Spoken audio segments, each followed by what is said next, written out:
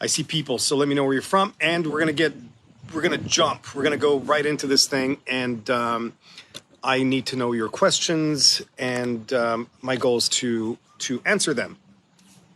The point of this Q&A every single Thursday at 2 p.m. Pacific is for me to give you guys nuggets and tools to use throughout the week. My goal is that you become a better, more badass human being, because there's no stopping, there's no cap, there's no like, oh, I've made it, I've reached that place, I am done. That does not exist. When you think you are done, when you think you are complete, when you think you've arrived, you are fucked. Just saying. And there are people out there, it's like, oh my God, I've done it, this is it, I'm good. Anyway, I can't talk about names, but there are people in the coaching world where they're like, yep, this is it, can't grow anymore. And I'm like, man, that's just dangerous. Anyway, not here to talk smack. We're here to grow and love and figure out how we can become simply better human beings overall. And that could be very different for all of you. It could be regarding you feeling better about yourself. It could be about more confidence, more self-esteem, finding the guts, the chutzpah, the balls to maybe start a business or meet a spouse or leave a spouse. And I'm not here to say I'm for leaving a spouse. I'm here for happiness and truth. So that's the goal here. With all the chaos in the world, and I don't have it memorized, but I think I have the gist of it. With all the chaos and all the shit that's happening and all the stuff that we don't know what's really happening, how do I get through it all? And I think it had to do with like, how do I stay sane with all the stuff happening in the world today? So here's the answer to that.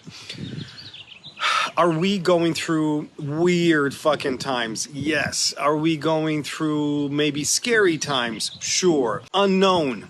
Absolutely. Skeptical times? Yes. Biblical? Absolutely. So we can label what's happening in the world today in so many different colors, or we can compartmentalize what's happening in the world today in 1,000 different sections. Here's the idea though.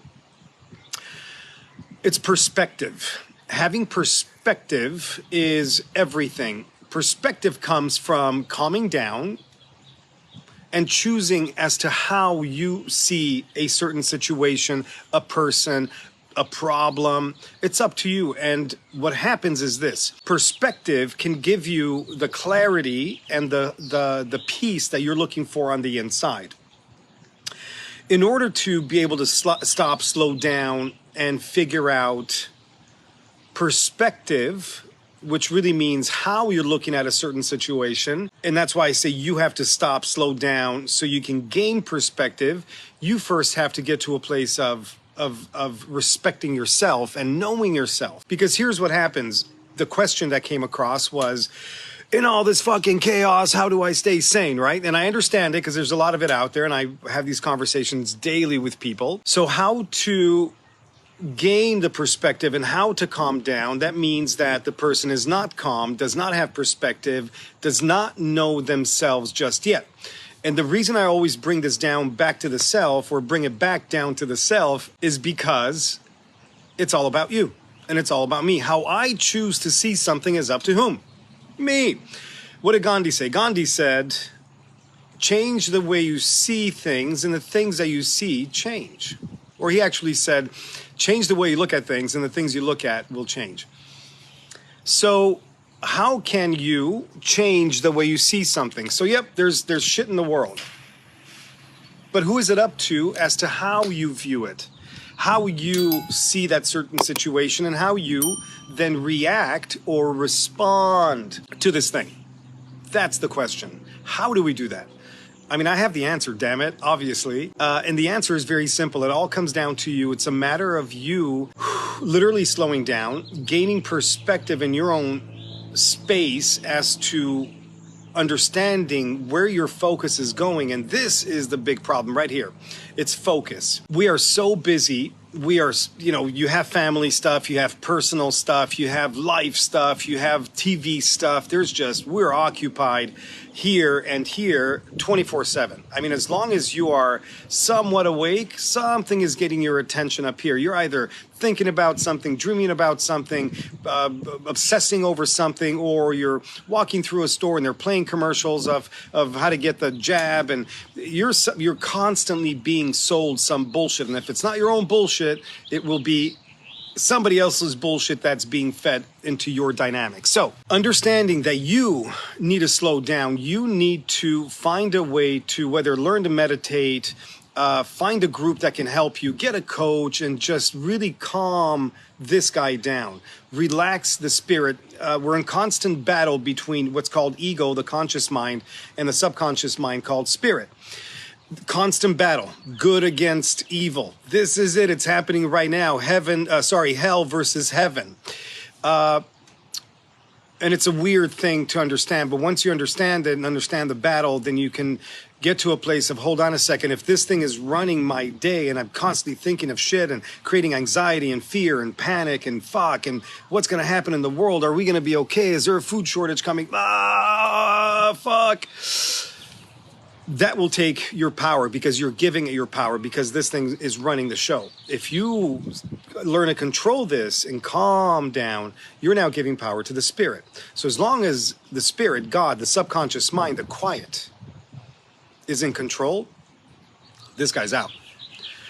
So first thing you want to do is figure out how much energy here you're giving to the problem, to the doom and gloom, to the bullshit in the world, to the advertisements, to the I'm not good enough, to, my self-esteem, to my husband, to my kids, but all these, everything up here is mainly negative. To force yourself, to teach yourself rather, well, before you teach yourself, you got to force yourself to have positive thoughts.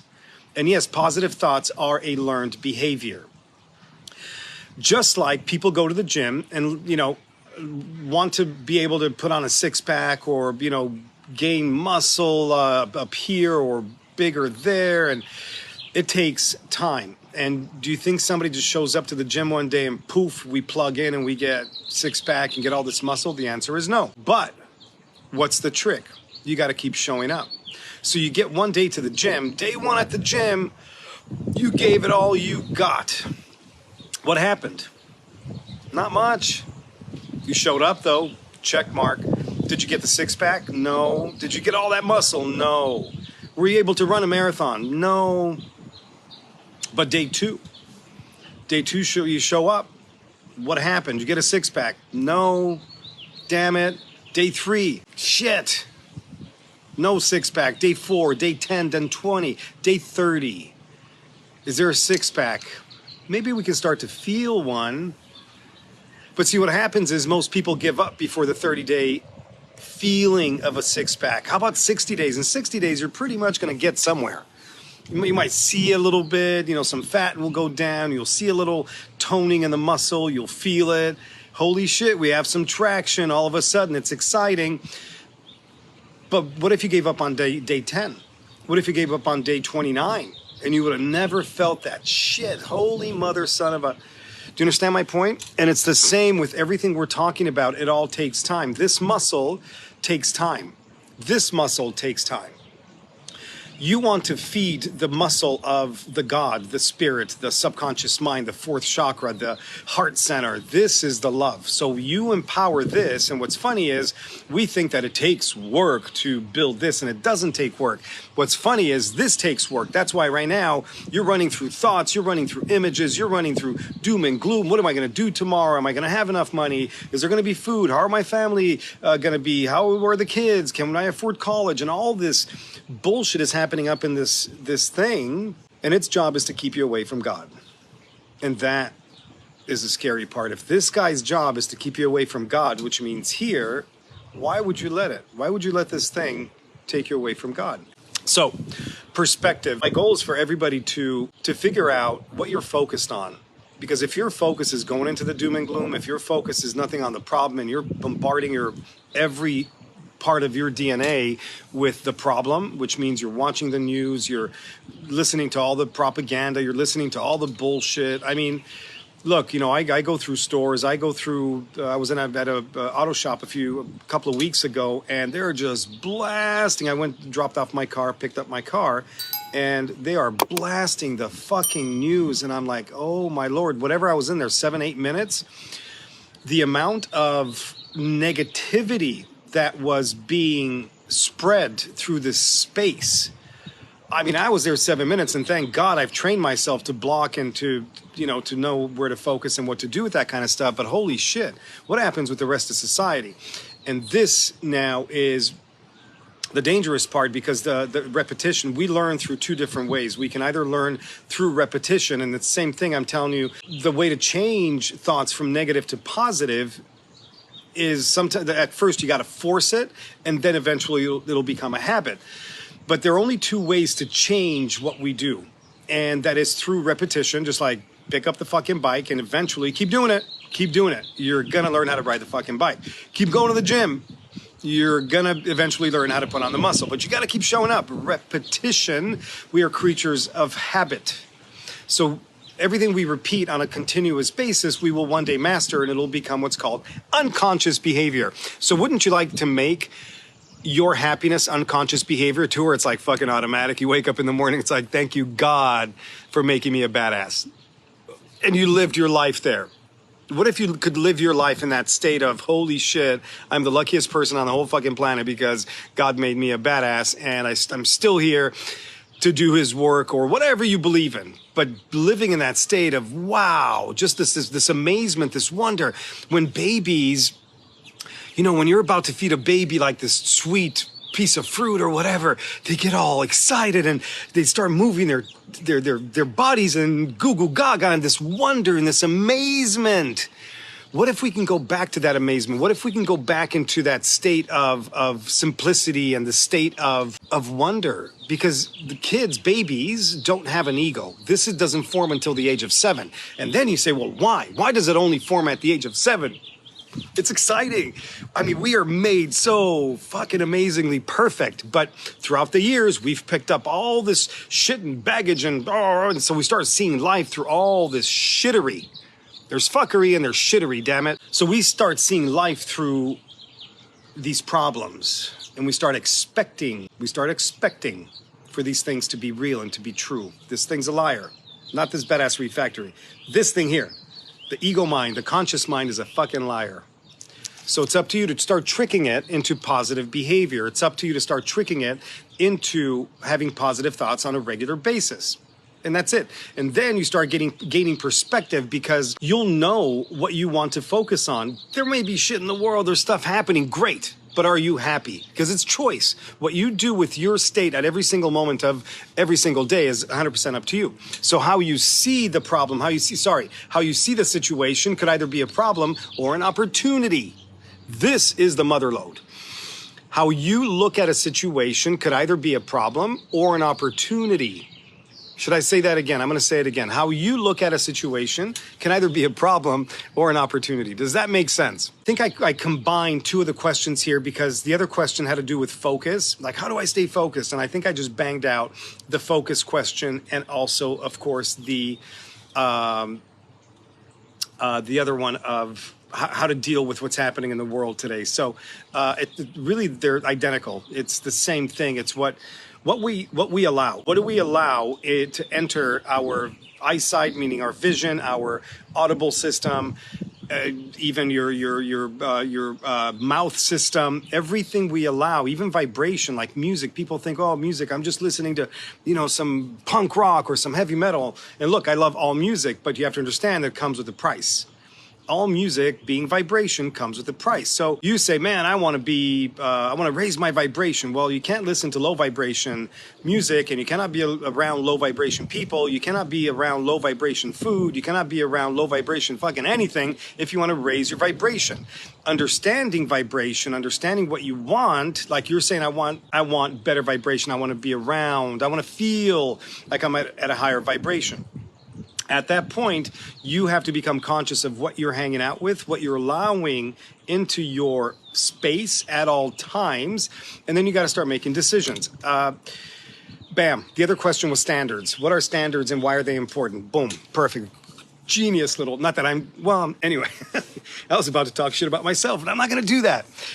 So here, the other question was, what are standards and why are they important? And funny enough, it connects exactly to what I just said, where it's vibration, you understanding what you want from life. I want to feel happier. Cool. You can't hang around miserable motherfuckers. I want to be sexier. Don't hang out with fat people. I want to be Mr. and Mrs. Olympia. Great. Don't hang out with people that despise working out. So you want to start hanging around people that have and do the behavior and the patterns and the habits that you want to replicate, right? So for example, me, I don't hang out with people that complain. I don't. I mean, I despise complaining. Like I have such, and here I'll share this with you guys.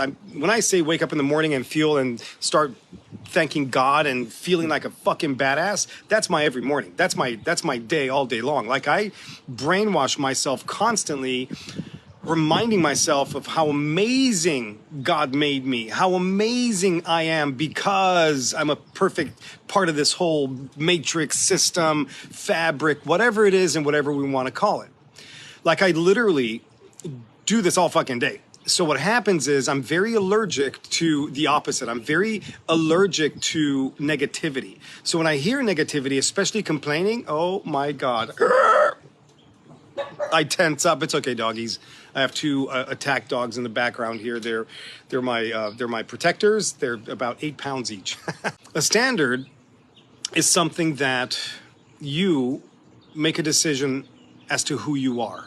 And for example, for me, a standard is that I stay in gratitude. That is a standard, meaning that it's something that I stand by and it's something that is a must for me in my life on a daily basis, which means I'm always in gratitude. So I'm always thankful. Do I have moments where I drop out of there? Fuck yeah.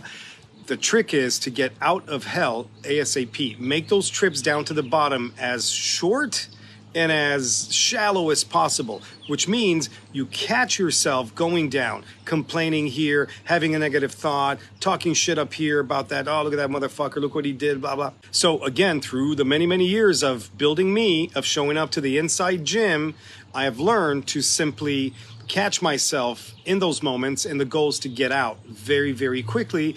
And what's cool is that the faster you catch yourself going into the pits of hell, the goal now is to make it short and shallow, short and shallow, short and shallow. Staying there is choice. And people are like, oh my God, but why am I always depressed? Well, because you're choosing to be depressed. Everybody has access to YouTube. I do these things for free. You have access to so much shit in the world, meaning good information. You just got to want different. You got to want better. As long as you are sitting there having a pity party, poor me, I don't have money. Sorry, fuck you, go to work. And I'm being serious, and here's why. I can't afford that thing. I have no pity for that, and I'll tell you why. If you're working your ass off, I have respect. If you are doing everything within your power to fix your situation, I have respect. Most people that complain, oh, woe with me, don't do everything they can. They allow that energy, and I got off track with standards. We'll be right back, but this is a part of doing your own research, figuring out exactly who you are, and getting out of those little pits of hell and getting into creating a standard. Like, for example, a standard would be, I must have organic milk for my kids every single fucking day. That's a standard. No matter what, my kids get organic milk every fucking day. Now, I'll share this with you. I learned this because during the recession, 09, 10, 11, whatever it was there, I got to a place where I went to the store and I literally, after making millions of dollars, we have a $3 million house on the beach. Went to the store, Ralph's to be specific, to get my 2 little girls milk. There was no more money. Cards wouldn't work. Cash wasn't there. You want to talk about an epiphany? You want to talk about a holy fucking shit moment? So there are moments of struggle. There are moments of hell. The question is, do you choose to stay there or do you choose better? do you choose to create a standard for yourself, like, I will always have organic milk for my babies? And that's just a thing, right? This relates to everything in life, or the kind of car you drive, or how much money you have in the bank, or how much money you have in savings, under the mattress, like literally what kind of spouse you have, what kind of relationship you want, what kind of health you want to exhibit. You create standards. So the question was, what are standards and are they important? And the answer is standards are a must. And you already have standards. Everybody has standards. Maybe you don't realize that they are standards, like, oh, I've set them. Like, for example, if you're, like, for me, negative people. If I'm around negative people, I will make a decision to never be around them again. If they're very close, or, you know, family, or depending on what the relationship is, I will attempt to communicate, like, hey, just for the fuck of it, that doesn't work. Let's have different conversations. Like, I will look to shift, and if it doesn't work, I sever so fast. I had this ability. Some people don't like it, but I have this ability to just literally sever relationships, and I don't go back. So standards are crucial because it's your GPS to a happy you.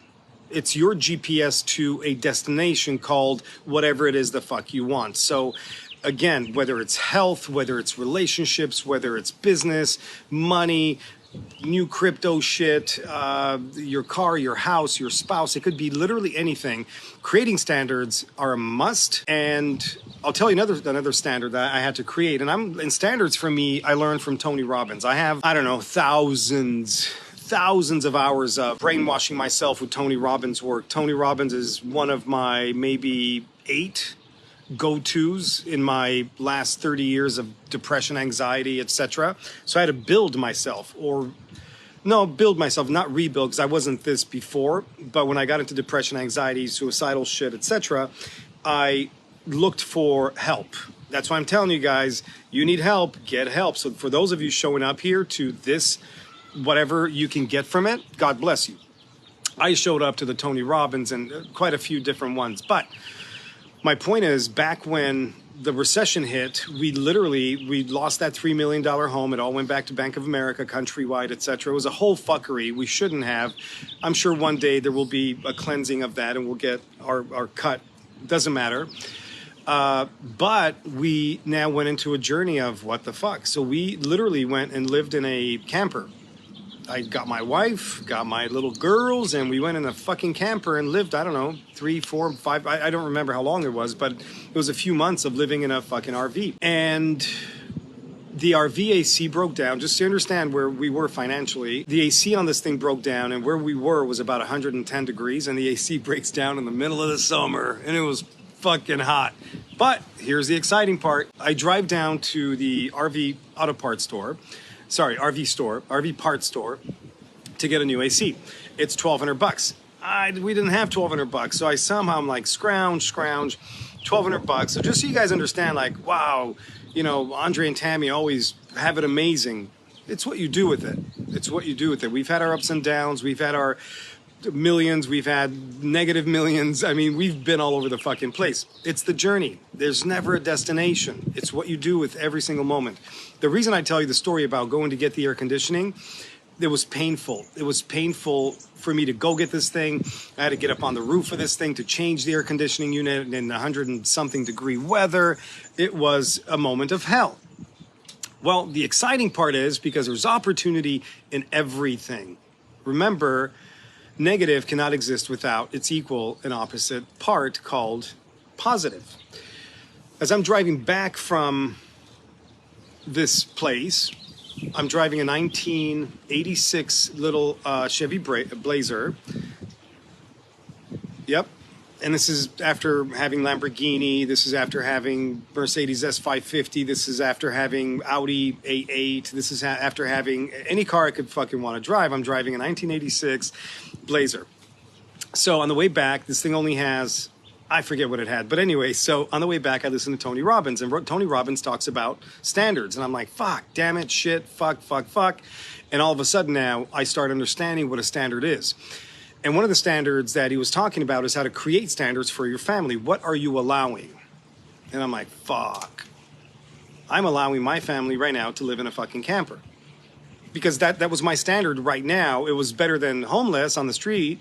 So it was the next level thing. It was what I thought we were capable, or I was capable of doing.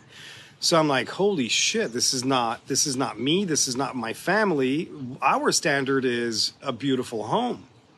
Literally within 3 weeks, we're in a beautiful, gorgeous fucking home. And it's quick. Once we make a decision, things shift extremely fast. Creating the standard and then fighting for it, meaning go to work to make that thing happen. Just because we make a standard and then we sit back, okay, God, okay, go ahead. Okay, drop it. It doesn't work that way. It doesn't work that way. What does work is us creating standards and then fucking attacking, literally attacking that thing, and watch God go to work. You go to work, God will show up every single time. So that's been my journey with standards. Are standards important? 1,000% important. They're crucial. So what are they? I think I told you what they are. It's how you choose to live your life by. So for example, if today you're 50 pounds overweight, or 100 pounds overweight, or 8 pounds overweight, that's a standard because you're allowing it. You may not be conscious of it. That, damn it, I set a goal to be 50 pounds overweight. Great. But as long as you're showing up to the same 50 pounds every single day and allowing that to happen and keep eating the same shit that got you 50 pounds overweight, it just became a standard. It's unconscious behavior, but it's a standard. So now you say, well, gosh, darn it to heck, Julie Willikers, I want, my new standard is I only want to be 8 pounds overweight, or I want to be on target with my weight. Great. So now you got to start taking action into that new direction, because only action in the new direction will bring you new results. So that's a standard. We all have them. You want new things in your life, change your standards. Simple or simple? Give me a simple. How do you find, hold on. How do you find solace and worth in being alone? Oh, wow. Beautiful question. And I think there are different layers to that onion. I connect, and Dan, I think you know me by now. I always connect everything to spirit. I connect everything to God. And the reason I go there first is because I do believe that God has us in different situations and positions, or we can also call it, because there is also that, I think it's a form of speech nowadays to say, well, God has me where he wants me. And I think that's become a form of speech because we've been taught that, God, if God brought you to it, he'll get you through it. So I think it's just sort of become a society thing that church placed inside of us. But what I mean by that, and it's easy to say, but what I mean by that is in your journey of this lifetime, whether we talk about reincarnation or not, or previous lifetimes, I don't know. But in this lifetime, I believe that we're here to do certain work, and we're supposed to grow to another level. That's what I truly believe in for this existence. We're here to do work, very specific work, and then we're also here to grow to another level in order to do more work at that new level. And again, I don't know if it's reincarnation, if that exists, or if it's in a different dimension when this physical body passes and the spirit moves on. I don't fucking know. We just don't know. There are people that say, well, I know. Great, prove it to me. I'm excited. So the concept of being alone, I guess the first thing I would do is, okay, cool. Why am I here? Why am I alone? Is it pure choice? Because if it is choice, and then either whether it's choice or not, I would still question everything, because you can go through sort of what's called a mind map to answer specific questions. And this is where getting a coach, get help, get on YouTube, ask these questions here on YouTube, getting the answers for this is crucial, because understanding why this is happening is going to be everything. So I understand you're asking, how do I find solace and worth in being alone? I want to know why. Why are you alone? Are you choosing to be alone? Are you rejecting society? Fuck people. I don't like people. Is it from anger? Is it from resentment because somebody hurt you? Is it from lack of trust because you don't trust humans anymore? I'd rather have a kitty cat. I don't know. But I would first go into that depth to figure out the why you're alone. And then we can figure out, well, you're alone because you're choosing to, and and then we go down that rabbit hole and say, hey, it's okay for you right now to be alone. And then we find the value, because once we understand that you're supposed to be alone right now to gain some kind of wisdom from God, universe, etc., then knowing that there's a faith behind it, that I'm supposed to be here, then all of a sudden you can embrace it at a different level and stop resisting. When we resist, we persist. Anything we push has a counter immediate reaction. So when we say, I hate milk, well, what we're really telling the universe is that I want more opportunity to hate milk. But you're saying, but I hate milk, so I don't fucking want it. I hate being alone. Fuck being alone. It's horrible being alone. Guess what? Those are prayers. The universe doesn't judge. God doesn't judge. He just hears vibration. Oh shit, I got to give him more pressure. I got to give him more being alone because he wants it. That's why the why comes before the what and how. Does that make sense? So the worth is going to the worth will come from the why. Because either way, there's self-development in that process. So even if you say, I'm choosing to be alone on purpose, and we figure out the why, then we'll get to an answer as to what you're resisting from life, humans, etc. And then we can get to clarity, and all of a sudden doors will open, because when you master a certain level, it disappears because you go to the next level. If you are alone, not by choice, okay, let's figure out then what that means. What are you supposed to learn? What are you here to do? Are you serving your purpose? And we always go back to God because we believe that that's our creator. And I believe that at the moment of your birth, the way the stars aligned and your spirit, your soul somehow flash, boom, fireworks, etc., you got a certain special gift from God. So the question is, are you working in that space? And if you're not, God's going to get your attention so you can make sure that you work in that space. You got to be doing the work of the one. If you look around this ether, it has us all connected. We're all fucking one. So we are all part of each other. It goes back to the beginning of this conversation 30 minutes ago of the perspective and understanding that everything is a part of me and I am a part of everything. So the way I see things is up to me. Great question. All right, so your next question is, since healthcare is crap, what do you do when you need medical help? Well, so the goal is to never need it. Outside of, obviously, if you're talking about like emergency, 911, that's what I believe they're the best at. If you need anything outside of that, obviously we don't partake. Our girls have never been vaccinated. They've never had a antibiotic in their body. They've never been to a regular doctor. They're 19, 20 now. And that's never happened. We've traveled the world with them. Amazing. And the question is, if we would have trusted Big Pharma, if we would have trusted the evil empire, it would be a different situation. So your question, so if you're asking about emergency stuff, like you got to go get help now, the emergency system in the world is spot on. They're very good at saving lives. On the flip side, the concept of health care, 100% bullshit. There's nothing about them that is caring for health. They care for disease. True, and we're getting into politics now, but exactly the game. So they are focused on keeping the world very sick, to keep prescribing pills, to get them back to the doctor, back to the hospital. It's just a fucking money machine. So, Lacey, you're asking, what do you do for medical help? So outside of 911, what to do is stay fucking healthy and figure out what works for you and your family, meaning what foods to eat, how to raise your vibration, because remember, what we see and feel in the body starts here first. Epigenetics. Oh my God, I talked about epigenetics, I don't know, a couple of Q&As ago, and I use these conversations, and I have a video editor in Russia that chops them up, and then he puts them on, all over social media. Well, this went to YouTube.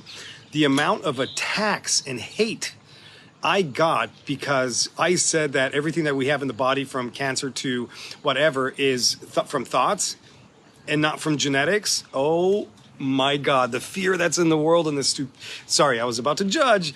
I got so attacked. It was amazing. Anyway, so going back to Fix this first, Lacey. Get your family straight here, meaning get everybody happy, get everybody positive thinking, get everybody into gratitude, get everybody into, I'm fucking amazing.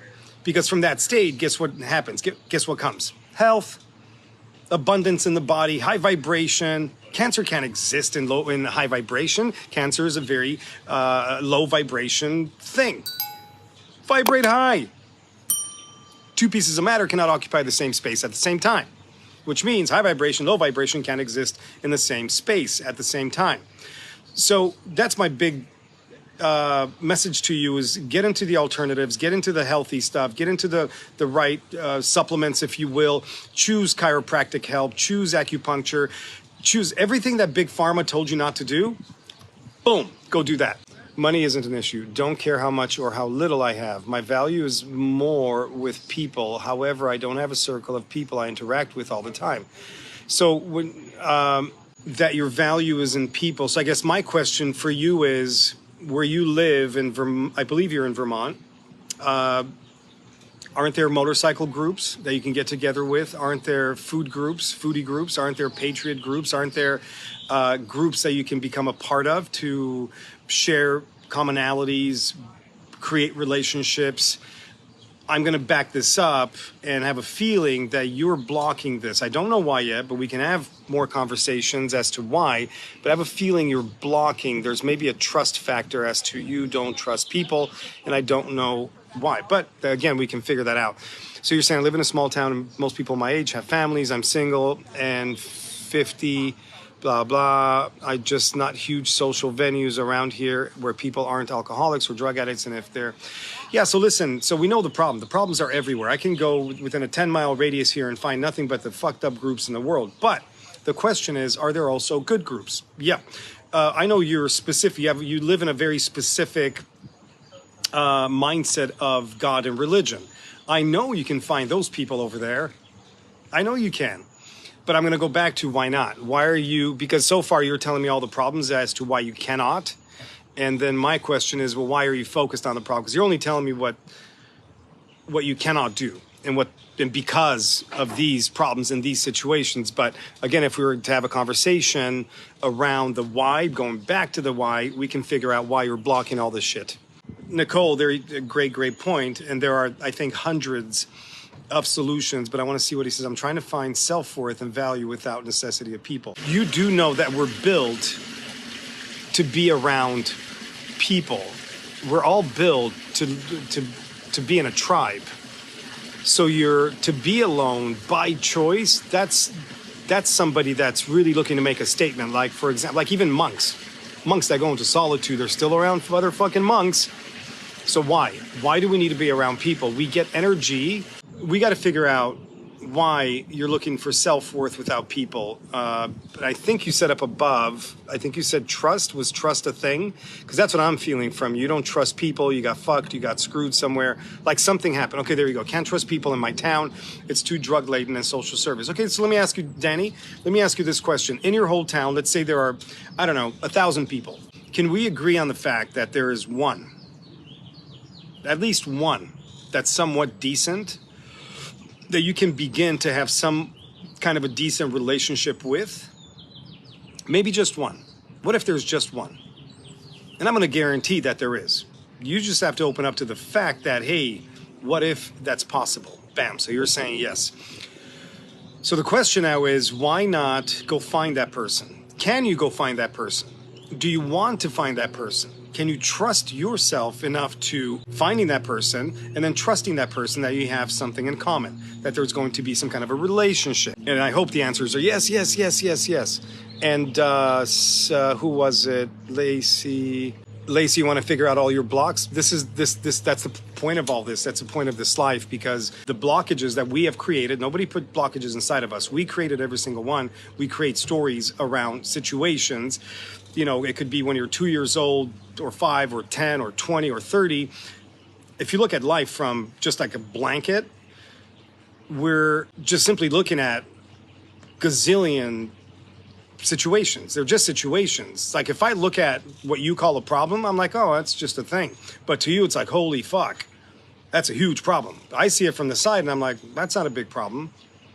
Why? What's the difference? You chose to give it meaning. So as soon as you take a situation and cover it up and all these stories and a meaning of how bad it is and who got hurt and what it means for the future of you and your family, all of a sudden you have a fucking problem. But you can now, to find the blockages and release them and flip them into positive stories is the goal, because that's what sets you free.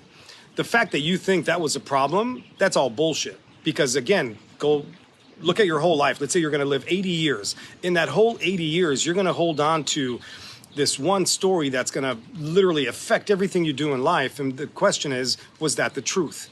If it held you from being happy, is that truth? Because only truth will set you free.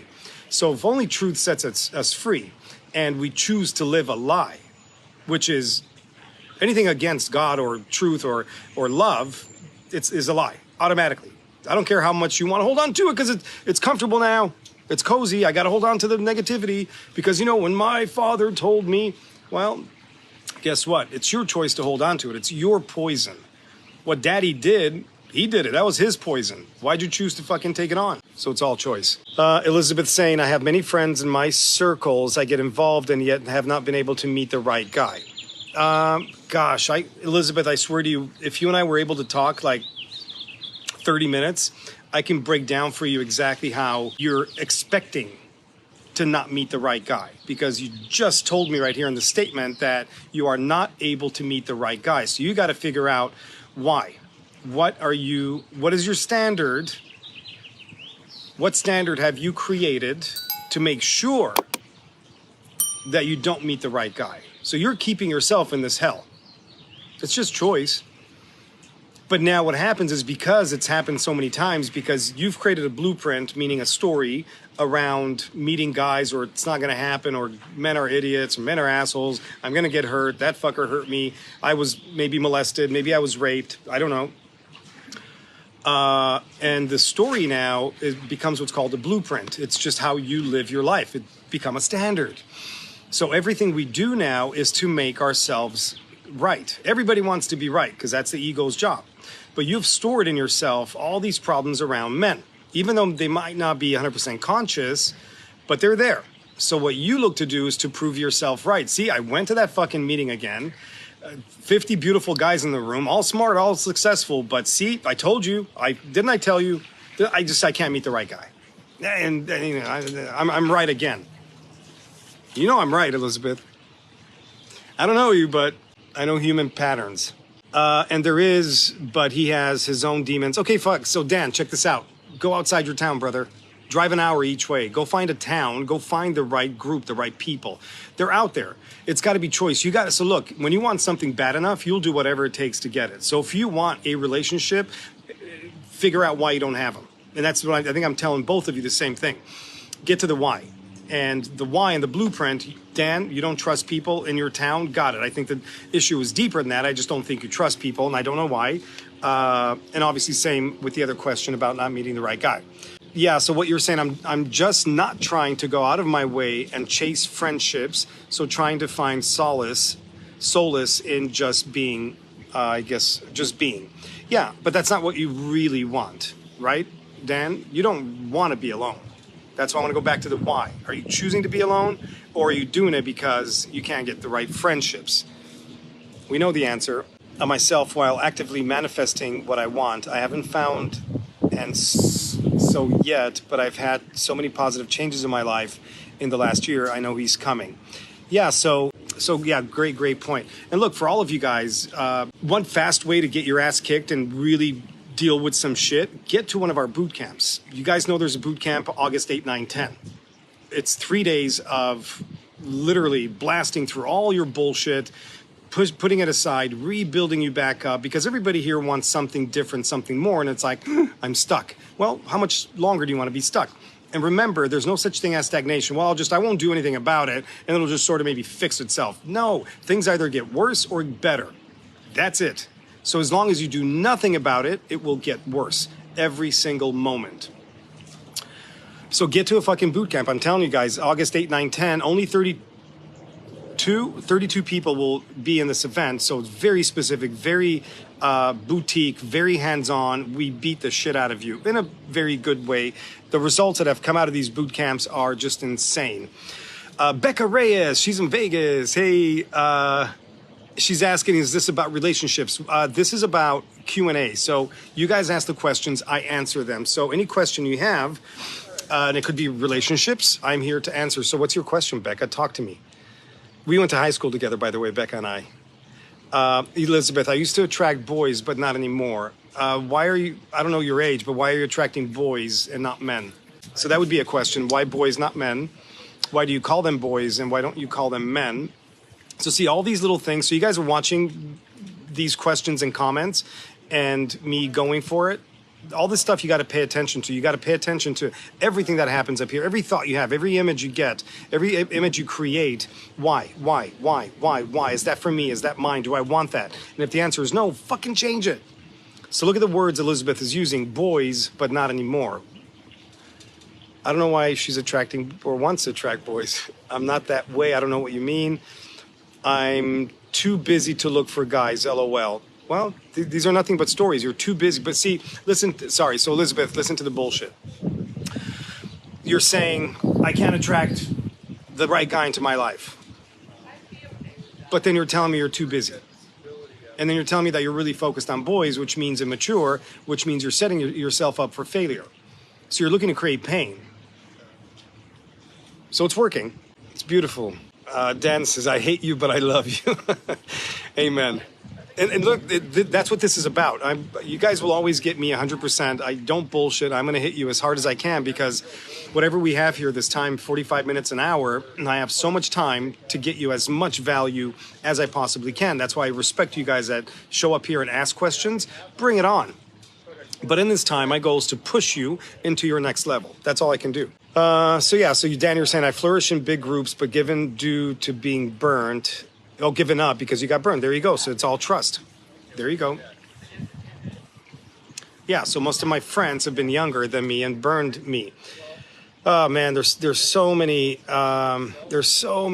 reasons why you're going to get burned by younger people. The younger people don't have life experience that you do, so they're not mature enough to respect relationships. So you're showing up with a certain blueprint and expectation. They're not a match. So they're going to do what young people do, is just burn through shit, go through life fast. And you're like, whoa, hold on a second. You guys burn me. The problem is it's a complete mismatch.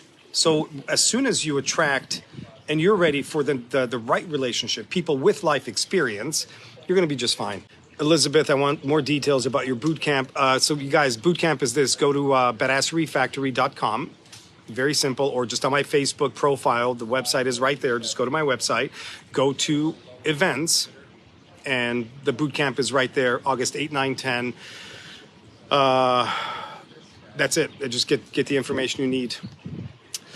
Becca saying, I feel you need to have standards and you will not conform or accept anything less. Correct. That's once you have a standard, that's it. That's you live your life by that standard or those standards. Once you have decided, it's all you accept, and that boom. Well, Becca one day is going to be a fucking coach. There you go. She's saying all the right shit. Yeah. So Dan, you're saying my career surrounds me with young people and can't be their friends.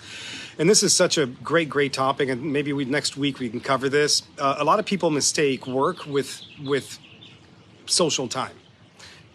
People love creating relationships at the office or in your profession or whatever it is you do. It's like, oh, you got to have lunch. We got to, come over for dinner. Don't do that shit. Don't befriend coworkers.